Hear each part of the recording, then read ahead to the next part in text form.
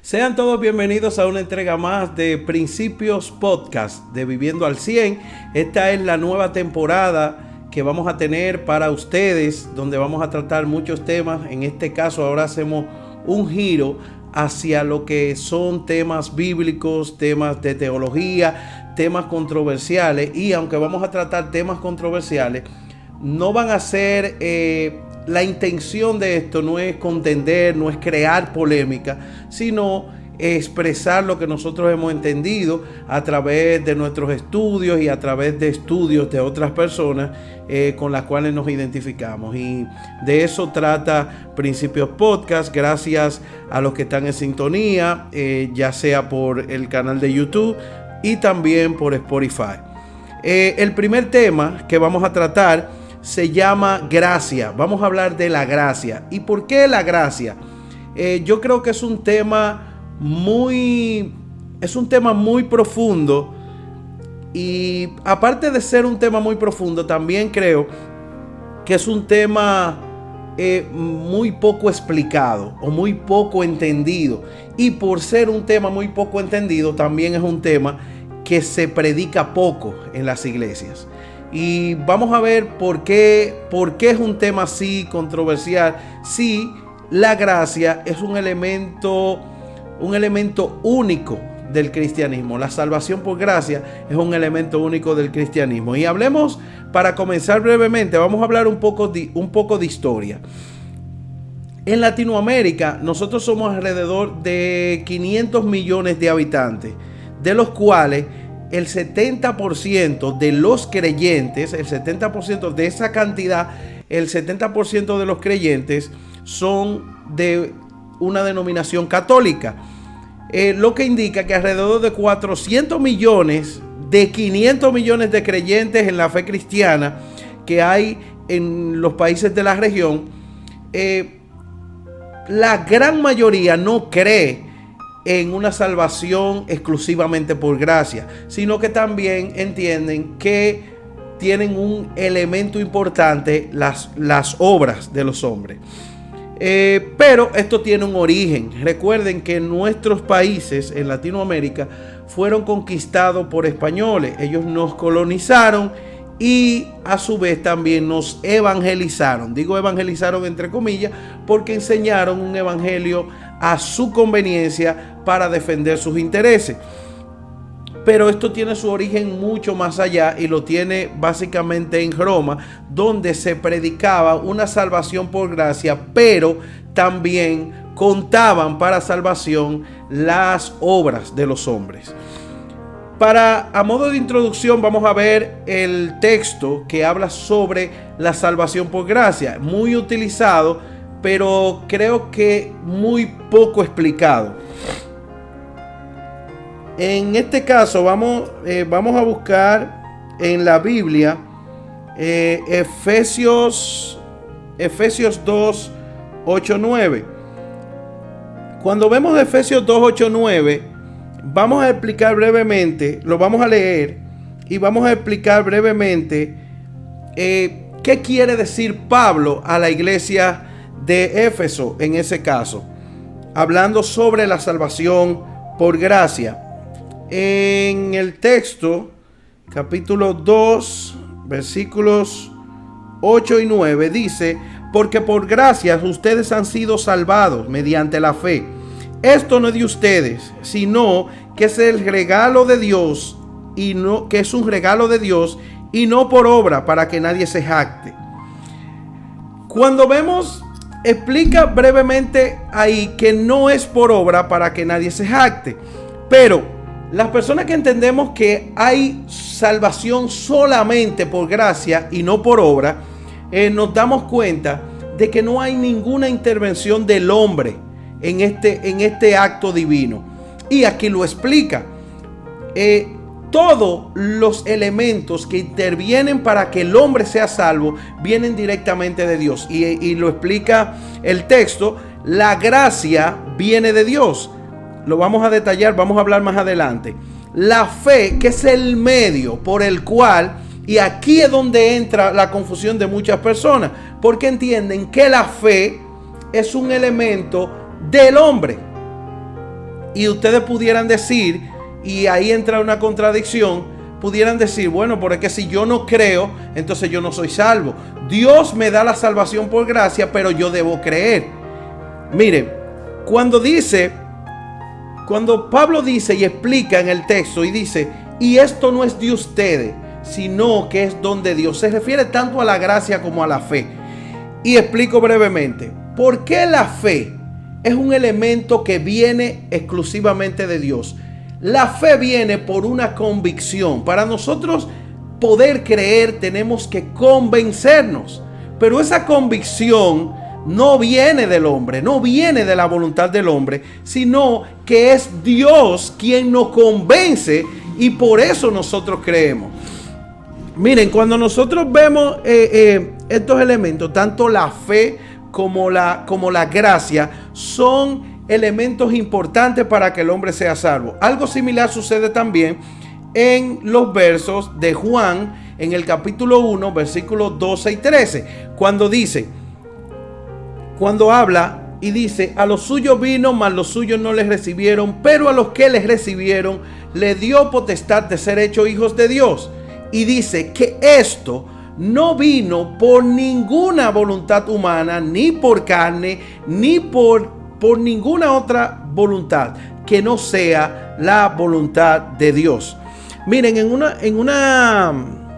hace ya en siglos pasados, en una ocasión, miembros de diferentes congregaciones y de diferentes denominaciones estaban discutiendo qué elemento tiene la fe cristiana único y exclusivo a diferencia de otras religiones.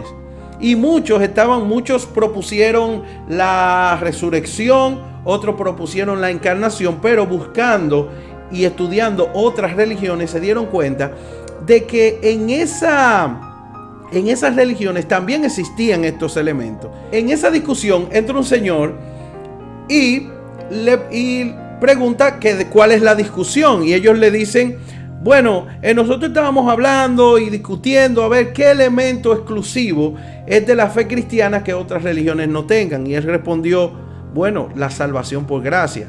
Después de discutirlo en varias ocasiones se dieron cuenta y dijeron, sí, realmente tienes razón.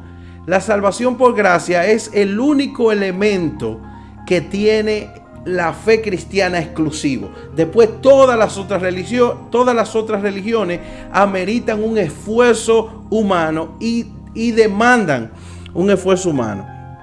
Y no solamente es un elemento exclusivo de la fe cristiana, sino que la gracia es un eje transversal del amor de Dios. Es como si el amor de Dios fuera el cuerpo y los brazos fueran la gracia. Es el brazo ejecutor del amor de Dios. Y la gracia atraviesa todos los elementos de la fe cristiana. Cuando usted empieza a estudiar las afirmaciones de la fe cristiana, usted se va a dar cuenta que la gracia es un elemento que aborda todo. San Agustín, en su libro Amonestación y Gracia, y escribió esto, cito: la gracia de Dios a través de Jesucristo nuestro Señor necesita ser entendida como aquella cosa única que permite al hombre ser liberado del pecado y sin la cual el hombre no puede hacer ninguna cosa buena, ya sea de voluntad, de afecto o de obra. Por ejemplo, esa afirmación nos diferencia de otras religiones. Y por ejemplo, en el budismo hay 8 pasos para liberarte de los deseos egoístas. Eso es un esfuerzo humano. En el hinduismo existe la ley del karma y la reencarnación, donde el ser humano va reencarnando vida tras vida, según ellos, y cuando el ser humano llega a una plenitud en sus actos, entonces ahí ya sí puede ser aceptado. En el judaísmo todos hemos visto las obras de la ley, que es un esfuerzo humano. En el Islam hay que cumplir las reglas para ganar el favor de Alá. Y miren, incluso en el Islam es un poco más complejo, porque usted puede hacer todas las obras buenas y todavía usted no tiene garantizado el que va a ser salvo, sino que usted, en el día que usted se va a encontrar con Alá, entonces ahí es que se define si usted va a ser aceptado por él. Me imagino que hay que esperar que él esté de buen humor y eso. Bueno, entonces el cristianismo es el único que ofrece el amor de Dios a través de la gracia de manera incondicional. El cristianismo es el único que se atreve a ofrecer el amor de Dios de una manera incondicional, sin demandar nada del ser humano. Es por esta razón que con la construcción social que tenemos, histórica y cultural, entonces en los países de esta región, conquistados por españoles, como dije al principio, se nos hace difícil entender y aplicar esta afirmación bíblica. Es por eso que se hace difícil. Cuando volvemos al texto de Efesios 2, en los primeros textos, en los primeros versículos de Efesios 2, del 1 al 3, se describe, Pablo comienza describiendo lo que es la condición del ser humano, una condición miserable, en cómo se encontraba el hombre sin Dios. Y vamos a leerlo, cómo Pablo lo describe en el versículo del 1 al 3. Y dice: en otro tiempo ustedes eran muertos en sus transgresiones y pecados, en los cuales andaban conforme a los poderes de este mundo. Se conducían según el que gobierna los aires, según el espíritu que ahora ejerce su poder en los que viven en la desobediencia. En ese tiempo también todos nosotros vivíamos como ellos, impulsados por nuestros deseos pecaminosos, siguiendo nuestra propia voluntad y nuestros propósitos como los demás. Éramos por naturaleza merecedores de la ira de Dios. Vamos a detenernos un poquito en cómo concluye este texto. Miren, muchas veces la traducción al español no hace honor, no hace fidelidad a lo que quiere expresar el texto original. Por eso es necesario, y yo no soy muy fanático de siempre, cuando me toca una prédica o me toca hablar de Dios, irme al original, porque muchas veces entienden que puede ser, bueno, este está presumiendo de que sabe, y un reguero de cosas que no vienen al caso, pero hay veces que es necesario hacer eso. Por ejemplo, en este caso vamos a detenernos: la ira de Dios. Éramos objeto de la ira de Dios. Miren, cuando nosotros vemos en el diccionario la palabra ira, lo que significa la palabra ira, y lo estuve buscando, la palabra ira significa sentimiento de enfado muy grande y violento. También en otras definiciones dice apetito o deseo de venganza. Miren, cuando yo intento adaptar esa definición a lo que me dice la Biblia, si lo leo, diría de esta manera. En el versículo 3 dice que vivíamos como los demás, éramos por naturaleza merecedores del enojo desenfrenado, de la violencia de parte de Dios. Éramos objeto del deseo de venganza de Dios. Cuando intentamos adaptar la definición que tenemos en español en la palabra ira y la adaptamos a la Biblia, a la simple vista, vemos que son cualidades que no van con el carácter de Dios. Yo particularmente no creo que nosotros tenemos un Dios con deseo de venganza. No creo que nosotros tenemos un Dios que no pueda controlar sus emociones. Claro, yo entiendo que Dios tiene emociones. La Biblia me dice que Dios tiene emociones. Ahora, yo no puedo decir que Dios no tiene control de sus emociones, porque estaría blasfemando, estaría diciendo algo que no es correcto. Pero la palabra en el original es orge, que también se asocia a enojo en el griego, pero esta proviene de la palabra origami, que significa extrema pasión, significa doblegarse. transmite más bien una mente excitada o emocionada por hacer algo. Entonces, yo creo que aquí sí el asunto encaja.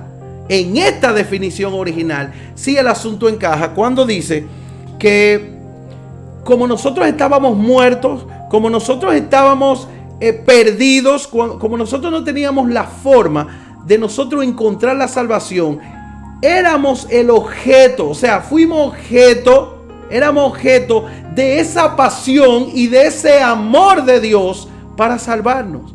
Ahí sí, donde Dios decide doblegarse, donde Dios se extiende con una pasión extrema, movido por la condición que nosotros tenemos. Y ahí sí encaja. Y si lo leemos así, nos damos cuenta de que ahí sí encaja.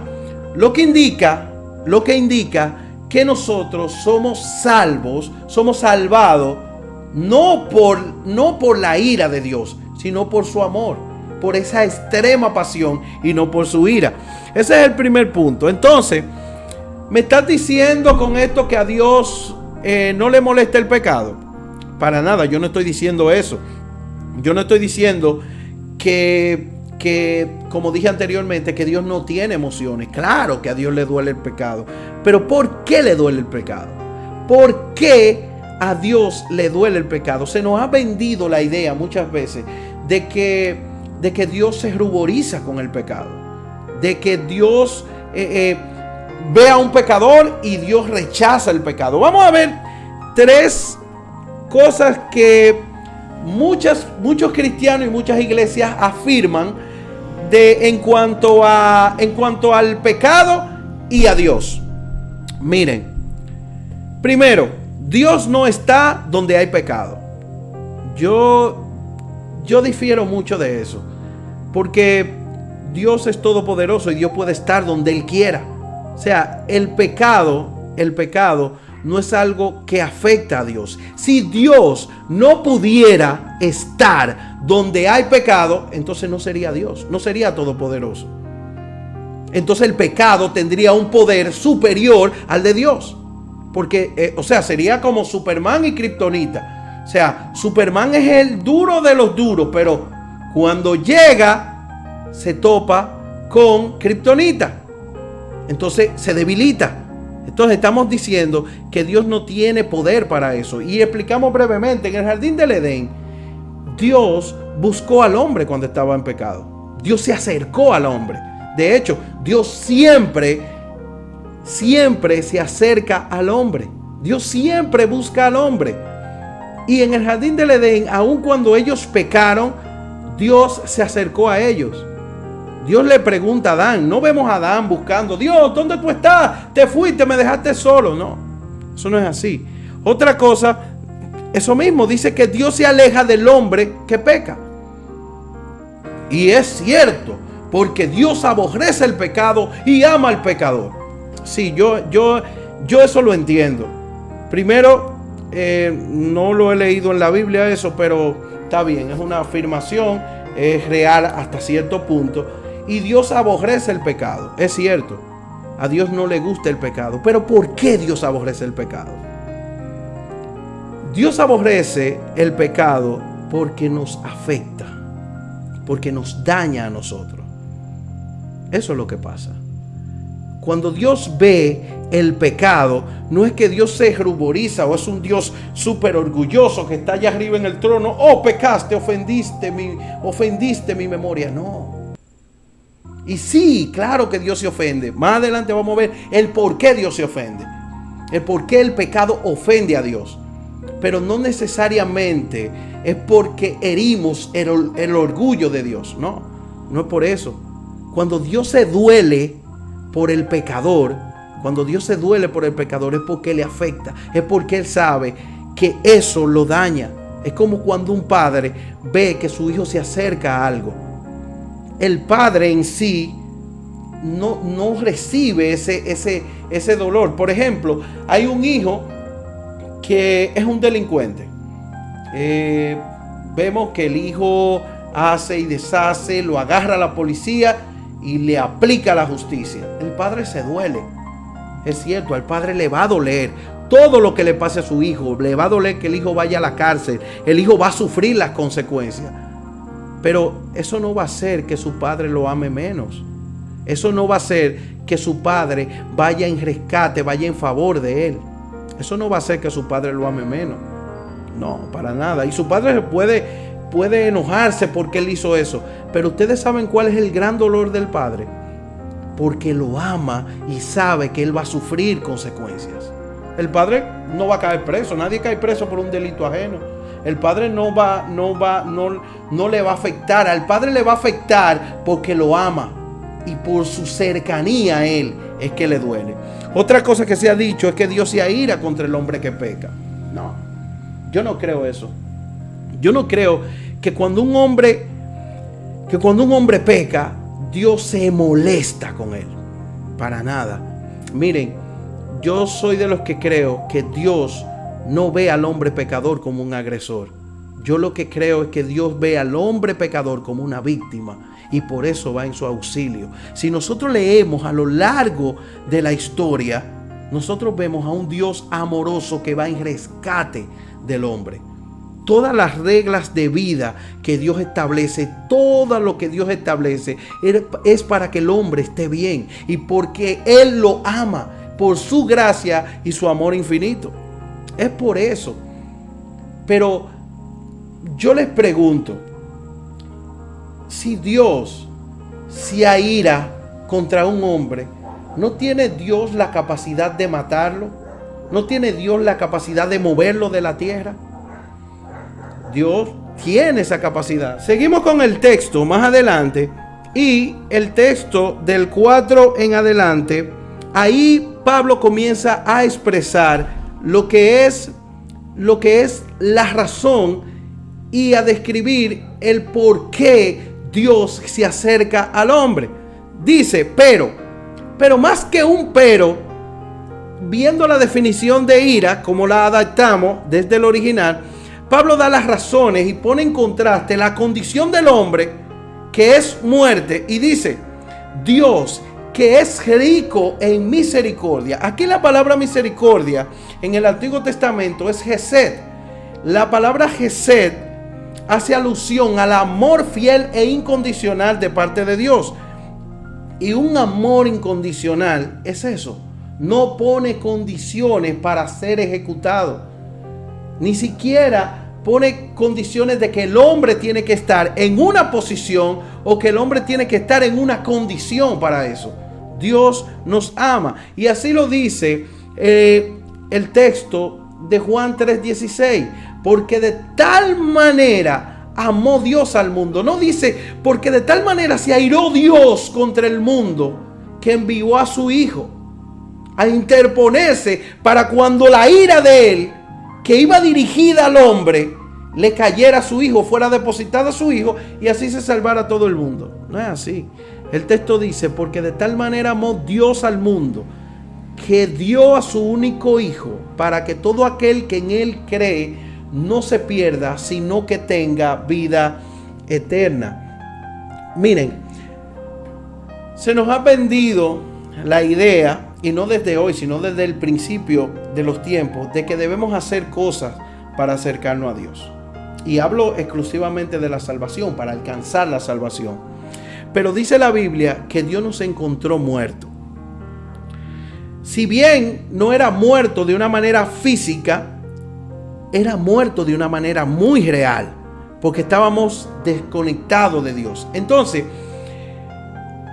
ahí lo que Pablo está mostrando cuando dice que nosotros estamos muertos, que nos vio en una condición de muertos, es mostrando la incapacidad del hombre de poder hacer algo para alcanzar la salvación. Por eso afirma mi creencia de que la salvación es exclusivamente, solamente por gracia, solo gratia.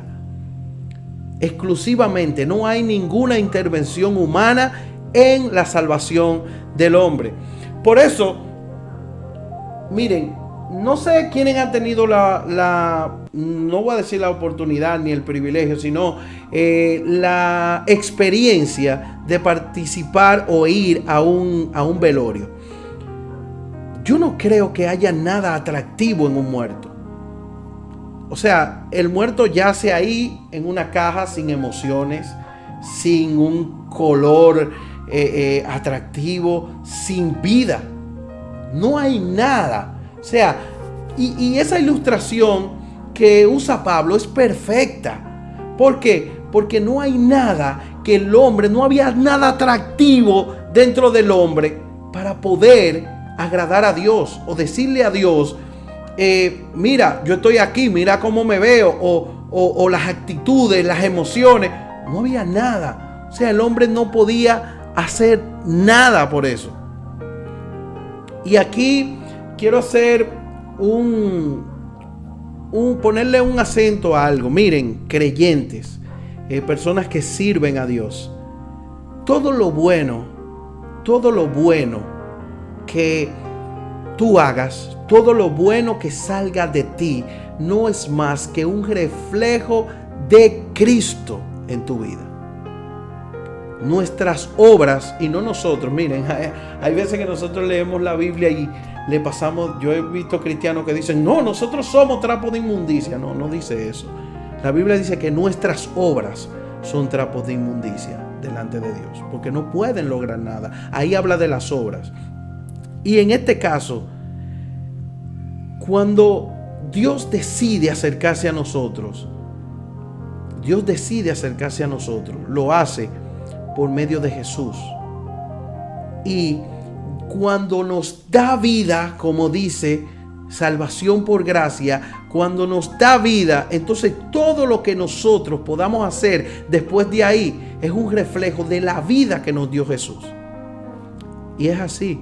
O sea, eso de jactarse, eso de estar diciendo, y ahí lo dice también en el mismo texto, no por obra para que nadie se gloríe.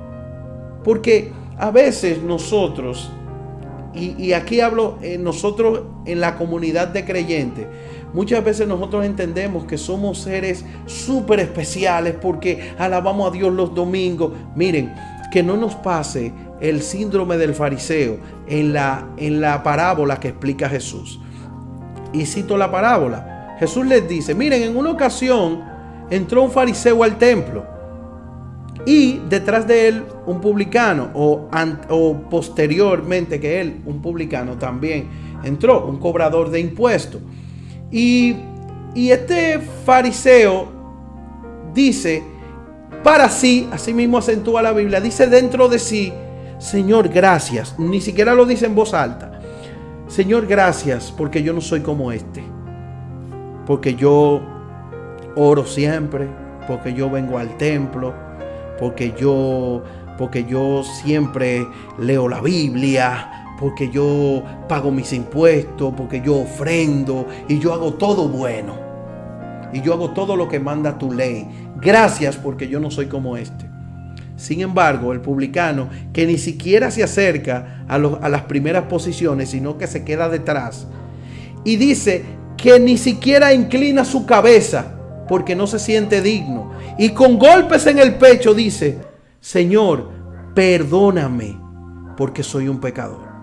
Dice Jesús que ciertamente refiriéndose al publicano, y no aquel, refiriéndose al fariseo, llegó justificado a su casa.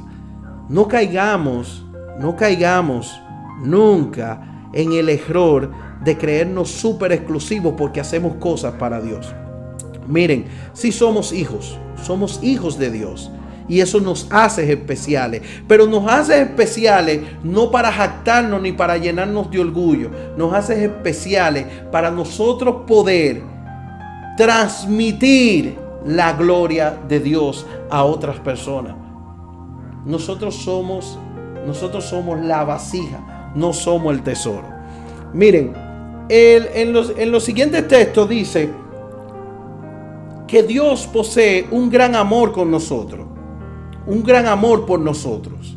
También dice que nos dio vida cuando nosotros estábamos muertos en sus pecados. Y acentúa, dice, porque por gracia han sido salvados, refiriéndose a lo que le expliqué de la condición de muerto.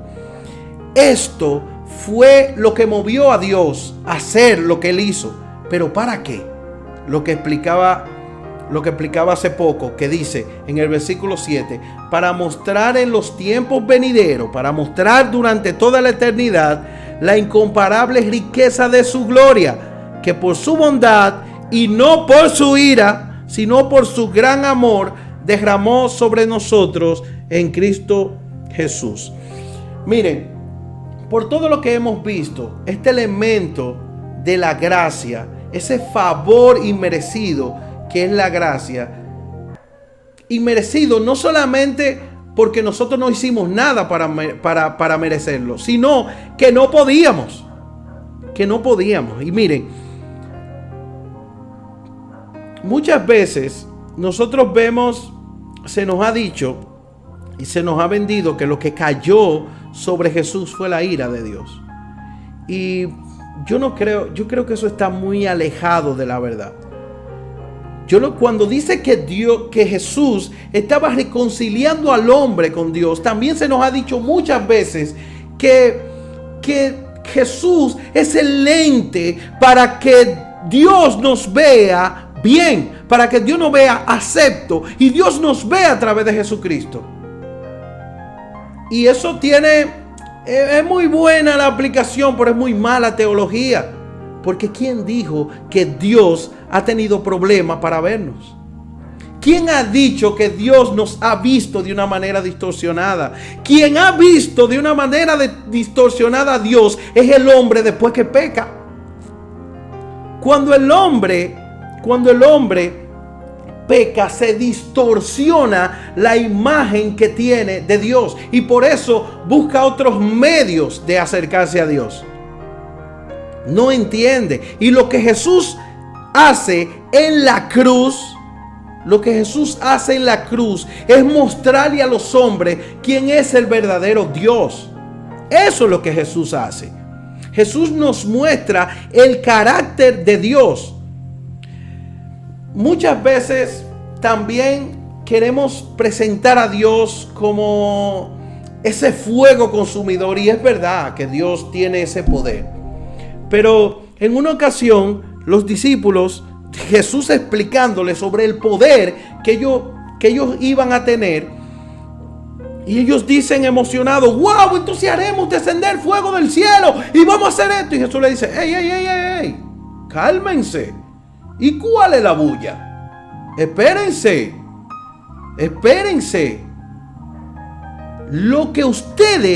¿Por qué ustedes quieren ver a Dios a través del Antiguo Testamento? Eso eran otras reglas de vida. Es el mismo Dios, pero habían otras reglas de vida, habían otras circunstancias. Y para eso tendríamos que hacer otro podcast hablando sobre las dispensaciones, sobre las reglas de vida, sobre los pactos. Porque eran cosas anteriores. Y Él le dice: óiganme, ¿por qué ustedes no ven a Dios a través de mí? A través de lo que yo les he mostrado quién es el Padre. Lo que ustedes ven en mí, ese carácter manso, ese carácter amoroso, ese es Dios. En una ocasión también Felipe le dice: oye, muéstranos al Padre. Y él le dice: Felipe, ¿tanto tiempo tú has estado conmigo y no me conoces? Refiriéndose a que todo lo que él transmitía, esa mansedumbre, ese amor sacrificial, ese amor incondicional por ellos, era el carácter de Dios que lo estaba revelando. Entonces, yo creo que nosotros debemos comenzar a ver a Dios a través del carácter de Cristo, a través de Jesús. Lo que cayó sobre Jesús, Jesús vino a morir la muerte que nos correspondía. Y a través de eso nos presenta a la imagen perfecta de Dios. Nos presenta la manera correcta. Se nos quita la venda de los ojos. Por eso dicen que el príncipe de este siglo cegó el entendimiento para que muchos no vieran la imagen correcta de Dios. Y eso es lo que hace Jesús. Y ese es el reto que tiene cada creyente: mostrar a Dios como Él es, como nos lo enseñó Jesús, con esa mansedumbre, con ese amor incondicional. Nosotros no tenemos que estar mandando gente al infierno. Nosotros no tenemos que estar condenando. Jesús mismo dijo: óyeme, yo no vine a condenar el mundo. Yo no vine a condenar el mundo, yo vine a salvarlo. Yo no vine a eso. No se confundan. No se confundan. Y cuando nosotros vemos ese amor incondicional de Jesús, podemos ver en Cristo el carácter del Padre. Y yo creo que eso es un reto donde nosotros podemos comenzar a ver a Dios. Cuando nosotros comenzamos a ver a Dios, entonces dice lo que dice el libro de Efesios. Ahí es que nosotros entendemos: wow, pero por ese amor es que yo soy aceptado, es que yo soy amado. Porque cuando se nos quita la venda de los ojos, ahí comenzamos a ver el verdadero Dios en nosotros. Dios con nosotros. Nos hemos equivocado muchas veces cuando entendemos que Dios vive demandando, cuando su nombre es Jehová Jireh. Su nombre es Dios proveyendo. Y eso es lo que muchas veces nos confundimos cuando entendemos y cargamos un yugo que no corresponde, con un reguero de legalismo en las iglesias que nos subyugan, que no nos dejan la libertad. La gracia no es un permiso para andar pecando a lo loco. No. La gracia es un poder para nosotros mostrar el amor incondicional de Dios para con nosotros. De eso se trata. Su nombre es Emmanuel, Dios con nosotros, no Dios contra nosotros. Es Dios con nosotros. Y yo creo que en ese elemento de la gracia muchas veces no es predicado por temor a que las personas entiendan que tienen un libertinaje. Pablo dijo: cuando abundó el pecado, sobreabundó la gracia. Y más adelante dice: ¿quiere decir esto que debemos pecar para que la gracia abunde? En ninguna manera. Y ahí entra un elemento importante donde Pablo dice: el amor de Dios nos constriñe. Y este verbo aquí, constreñir, es el verbo de acorralar. Es el verbo de cuando un soldado tenía a otro contra la espada y la pared, donde no tenía escapatoria. Eso dice Pablo. No la ira de Dios, no es por obligación, no es porque Dios nos va a matar, sino porque Dios nos ama tanto que nosotros, en libertad, con ese gran amor que Él nos amó, nosotros los amamos a Él. De eso se trata. No se trata de un miedo. No se trata de miedo, porque dice que el verdadero amor echa fuera el temor. Entonces, no es posible que nosotros vivamos con un miedo a Dios. No es posible, porque Él es el Padre. Él quiere que nosotros estemos cerca de Él. Él nos busca, Él nos acepta, Y con eso no quiero decir que Dios está consintiendo el pecado y que nosotros vamos a vivir una vida subyugado. No, para nada. Dice Jesús,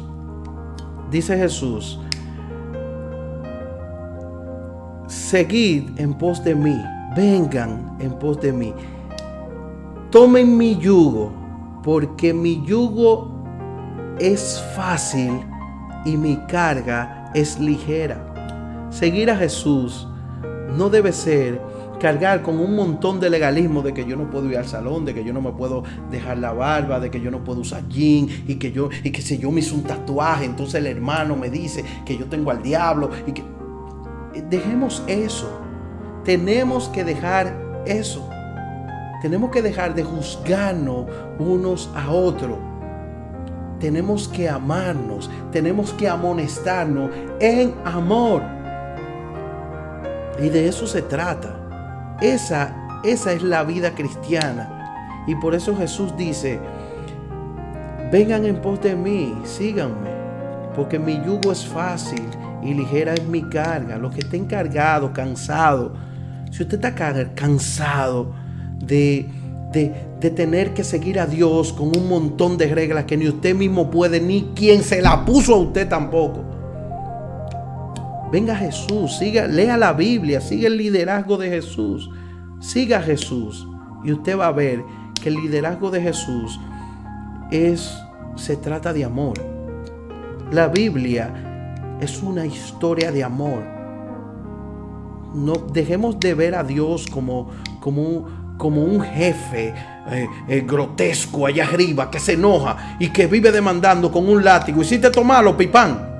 No, Dios no quiere eso. Dios nos ve como un padre ve a su hijo. Este fue el primer podcast. Hablamos sobre la gracia. Sigan en sintonía. Miren, les voy a pedir que hagan esto breve. Y gracias a las personas que nos están escuchando en Spotify, de verdad vamos a seguir subiendo cada uno de estos podcasts. Los que están en YouTube, por favor, denle a me gusta, comenten si tienen algo que comentar, y ahí podemos debatir. Recuerden, esto no es para contender, esto es para mostrar el punto de vista que yo tengo según estudios y eso. Y también, por favor, suscríbanse al canal si no se han suscrito, y denle a la campanita. Cuando ustedes le den a la campanita y yo suba un video nuevo, entonces ahí ustedes le va a notificar: ¡pam! Subió un video nuevo, Principios Podcast. Vamos a oírlo, tiene que hablar. Recuerdan, hablamos de gracia, y de verdad estoy muy emocionado con esto de Principios Podcast. Vamos a tratar muchos principios bíblicos, vamos a aclarar muchas cosas y vamos a hablar muchas cosas que bien interesantes de la Biblia, teología. También vamos a compartir con otras personas, y de verdad gracias por estar en sintonía, y hasta entonces, bye bye.